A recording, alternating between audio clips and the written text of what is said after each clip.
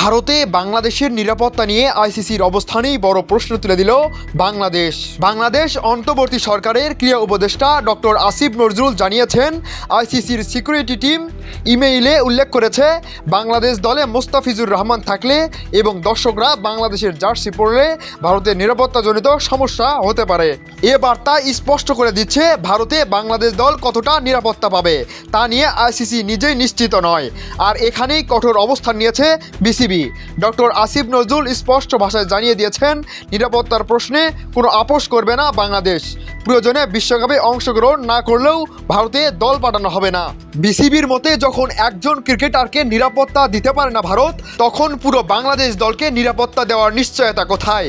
এ বাস্তবতা মাথায় রেখেই বাংলাদেশ বিকল্প ভেন্যু হিসেবে শ্রীলঙ্কা, পাকিস্তান, আরব আমিরাত বা অন্য কোনো নিরপেক্ষ দেশের কথা বলছে। বাংলাদেশের এই অবস্থান শুধু ক্রিকেটীয় সিদ্ধান্ত নয়, এটি আত্মমর্যাদা, জাতীয় নিরাপত্তার প্রশ্ন। এ বাংলাদেশ হার মানে না, এ বাংলাদেশ নতি স্বীকার করে না। এমন দৃঢ় বাংলাদেশ দেখতে চায় দেশের মানুষ।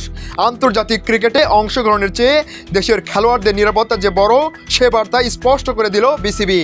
এখন বল আইসিসির কোর্টে, তারা কি নিরাপত্তাহীনতার দায় স্বীকার করে বিকল্প আয়োজনের পথে হাঁটবে, নাকি বিশ্বকাপকে আরও বড় বিতর্কের মুখে ঠেলে দেবে? সেটাই এখন দেখার পালা। Desk report, crick Bangla.